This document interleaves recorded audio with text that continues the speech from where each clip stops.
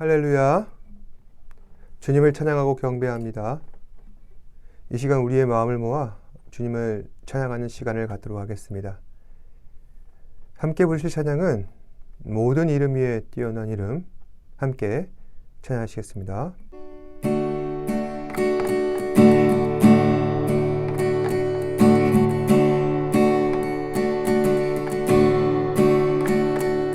모든 이름 위에 뛰어난 이름, 예수는 주, 예수는 주.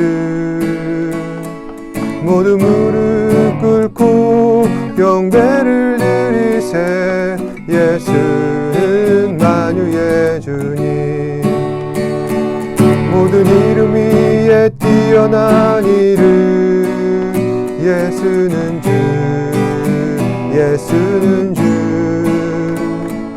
모두 무릎 꿇고 경배를 드리세, 예수는 만유의 주님. 예수는 주, 예수는 주.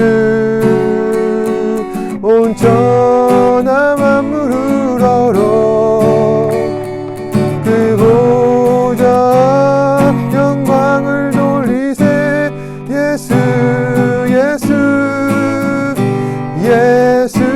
예수는 주. 모든 이름 위에 뛰어난 이름, 예수는 주, 예수는 주. 모두 무릎 꿇고 경배를 드리세, 예수는 만유의 주님. 예수는 주, 예수는 주. 온 천하 만물을 얼어 그 보좌 영광을 돌리세, 예수, 예수, 예수는 주, 예수는 주, 예수는 주. 온 천하 만물을 얼어 그 보좌 영광을 돌리세, 예수, 예수, 예수는 주, 예수는 주, 예수는 주. 온 천하 만물을 얼어 그 보좌 영광을 돌리세, 예수, 예수, 예수는 주.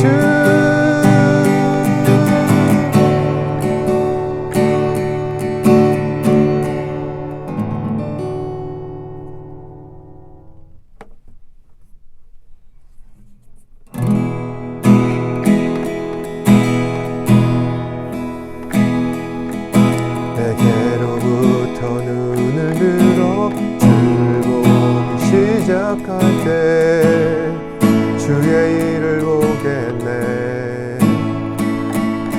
내 작은 마음 돌이키사 하늘에 꿈꾸게 하네. 주님을 볼 때 모든 시선을 주님께 드리고 살아계신 하나님을 느낄 때 내 삶은 주의 역사가 되고 하나님이 일하기 시작하네. 성령이 나를 변화시켜 모든 두려움 사라질 때 주의 일을 보겠네.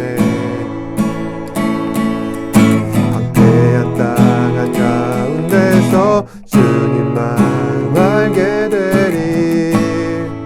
주님을 볼 때 모든 시선은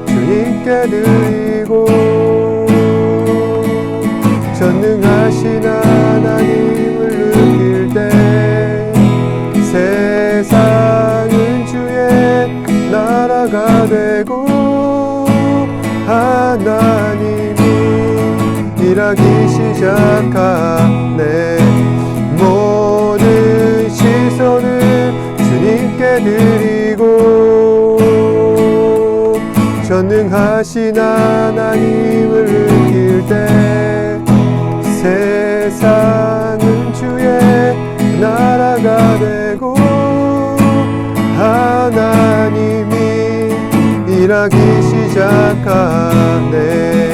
모든 시선을 주님께 드리고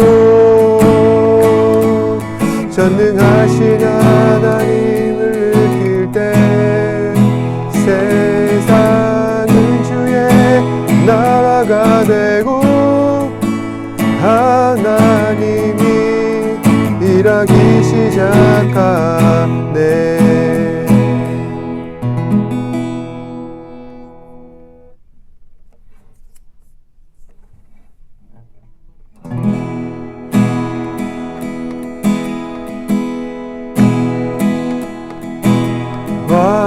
완전하신 나의 주 의의 길로 날 인도하소서. 행하신 모든 일 주님의 영광 다 경배합니다.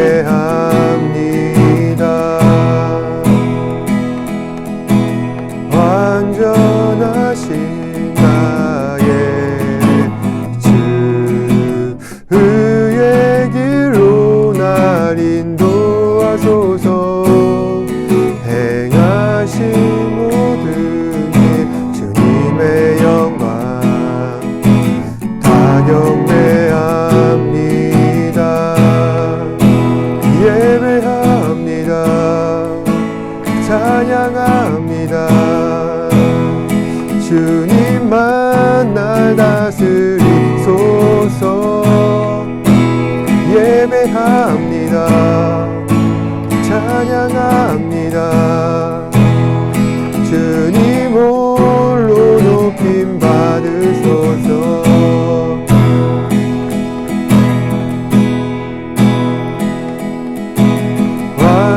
완전하신 나의 주 의의 길로 날 인도하소서.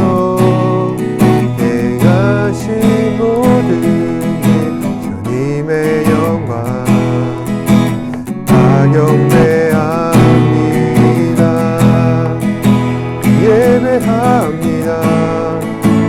찬양합니다. 주님만 날 다스리소서. 예배합니다. 찬양합니다.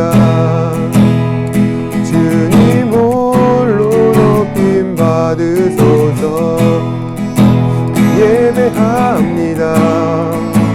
찬양합니다. 주님만 날 다스리소서. 예배합니다. 찬양합니다. 주님 홀로 높임 받으소서.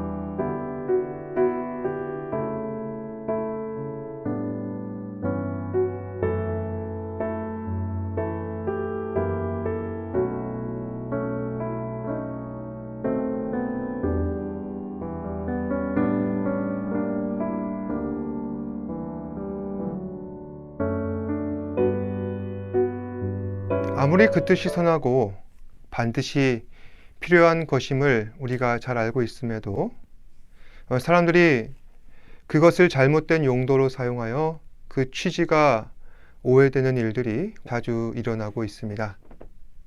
이러한 경우는 실제 우리가 경험하고 겪어온 역사 가운데서도 찾을 수가 있다는 것입니다.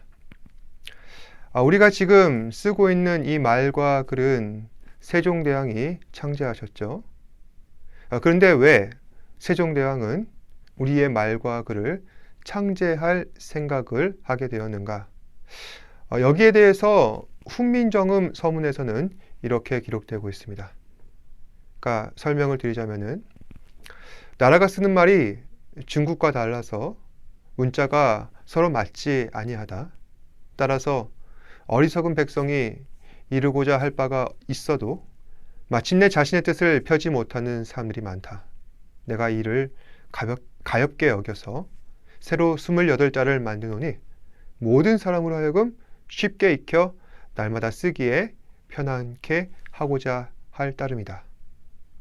다시 말해 말과 글이 일치되지 않는 일상의 불편함을 해소하고자 쉬운 말과 글을 창제하게 되었다는 것입니다. 바로 이것이 한글 창제의 핵심 이유라 할 수 있는 것이죠. 그런데 어디선가 이런 의도를 왜곡하면서 훈민정음 서문의 앞부분만을 인용하며 백성들이 어리석어서 글을 쓸 줄도 모르기 때문에 한글을 만들게 된 것이다. 그래서 한글은 우매한 백성들의 격이 낮은 글자다. 이처럼 말도 안 되는 주장을 펼치는 사람들이 나타나고 있었다는 겁니다.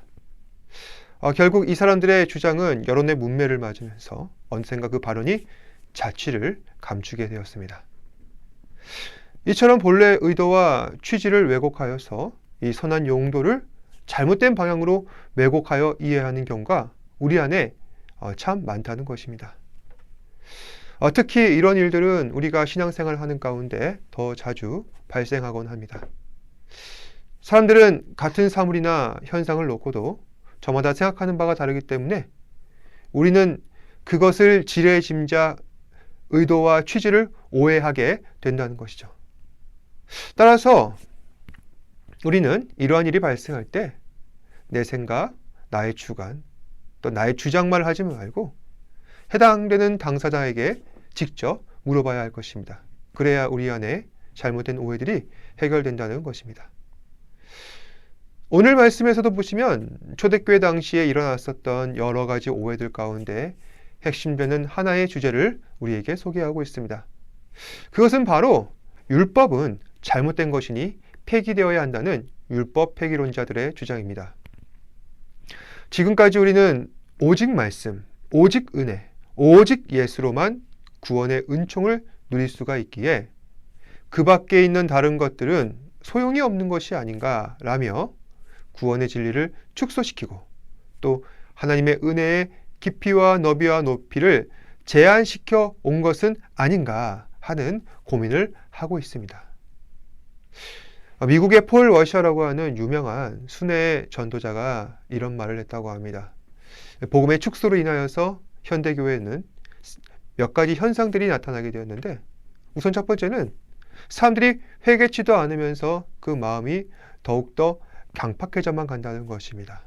두 번째로 입으로는 하나님을 안다고 하지만 행위로는 부인하고 있는 세속적인 모습을 보이고 있다는 것이죠. 또 세 번째로 교회들은 복음에는 집중하지도 않으면서 어떻게 하면 교회를 불릴 수 있을까 마케팅 전략에만 골몰한다는 것입니다. 그리고 마지막으로 이로 인하여서 하나님의 영광은 가려지고 교회는 아무런 복음의 증거 능력도 나타내지 못하고 있다는 것입니다. 결국 이처럼 교회가 힘들어진 모든 원인에는 회개의 부족이 있다는 것입니다. 저는 이 주장에 가슴 깊이 공감하고 있습니다. 그렇다면 어떻게 해야 우리는 참다운 회개, 참다운 변화가 우리 안에 가능하게 될까요? 오늘 말씀은 이러한 의문에 대한 바울의 고민을 다루고 있습니다. 먼저 13절 보시면은 그런즉 선한 것이 내게 사망이 되었느냐? 그럴 수 없느니라. 오직 죄가 죄로 드러나기 위하여 선한 그것으로 말미암아 나를 죽게 만들었으니 이는 계명으로 말미암아 죄로 심히 죄되게 하려 함이라. 간단히 설명하자면 여기서 말하는 선한 것이라는 것은 율법을 말합니다. 다시 말해서 율법은 내게 사망을 가져다 줄 수 없다는 것이죠. 왜 그렇겠습니까? 본래 하나님께서 율법을 주신 목적은 우리에게 죽음을 가져다 주기 위한 것이 아니라 죽음의 원인이라 할 수 있는 내 안의 죄를 밝히 보여주는 거울과 같은 역할을 할 수 있기 때문에 율법을 주신 것이란 것입니다. 그러니까 율법은 사망을 피하게 하는 도구적 용도를 하고 있다는 것이죠. 그런데 여기서 바울은 율법으로 인한 우리 현실의 문제도 지적하고 있습니다. 율법으로 말미암아 우리는 죄로 드러나게 됨을 비로소 알 수 있게 되는데, 그런데 우리의 현실은 그걸로 말미암아 죽어가고 있다는 것입니다. 다시 말해 율법은 죄를 보게 하지만 사람들이 죄를 본다고 해서 생명을 갖고 살아갈 수는 없다는 것이죠. 왜 그럴까요? 율법은 구원을 줄 수는 없기 때문입니다. 사람들은 이 13절 말씀을 이해하고 그래서 율법은 아무 소용이 없다.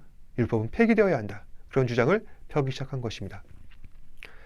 그런데 제가 앞서 말씀드렸듯이 모든 것은 다 정해진 의도가 있고 그 의도와 취지를 오해해서는 안 된다라면서 제가 말씀드리지 않았습니까? 이 점에 있어서는 율법에 관해서도 마찬가지라는 것입니다. 율법만 가지고서는 우리는 구원을 위한 아무것도 이룰 수가 없지만 그럼에도 하나님께서 우리에게 율법을 주신 분명한 의의가 있다는 것입니다. 그 내용을 길게 다루고 있는 것이 바로 오늘 본문 14절에서 25절 말씀의 내용이라 할 수 있는 것이죠. 먼저 사도 바울은 구원받았다, 죄사함 받았다 주장하고 있는 그리스도인들이 얼마나 연약하고 비참한 사람들인지 14절에서 논증하고 있습니다. 제가 추측하기에 이것은 바울이 실제 경험하였던 개인적인 실패를 간증한 것으로 보입니다. 먼저 바울은 자신을 육신에 속하여서 죄 아래 팔린 사람이라는 충격적인 폭로를 합니다. 또 나는 내가 대체 뭐하는 인간인지 나조차도 모르겠다는 이상한 이야기를 합니다. 대체 이게 무슨 소리일까요? 이것은 모든 사람은 율법 아래 있을 때 자신이 죄인이라는 사실을 부정할 수 없다는 말씀입니다. 그리고 내가 분명히 죄 안에 거하여서 죄악된 모습으로 살아가고 있는데 그 사실을 깨닫지 못하는 일도 자주 나타나는 것이 안타깝다는 것입니다. 다시 말해 세상에 있는 모든 사람들, 심지어 구원받고 죄사함 받았다는 그리스도인들, 심지어 영적 거장이라 할 수 있는 바울조차도 그 누구 하나 제외될 것 없이 죄 아래 전부 다 있기 때문에 자신이 하고 있는 일들이 얼마나 죄악된 것인지, 하나님 보시기에 이것을 어떻게 판단할 것인지 우리는 나조차도 깨닫지 못한다는 것입니다. 우리는 이미 구원을 받았습니다. 그 증거를 우리 안에 성령 하나님께서 나와 함께 하십니다. 그렇다면 우리는 그리스도인들입니다.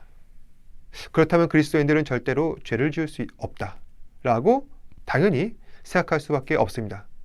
하지만 우리 현실은 그렇지 않습니다. 왜 그렇습니까? 아직 우리는 주 안에서 변화되지 않는 그러한 죄악으로 가득 찬 세상을 살아가고 있기 때문입니다.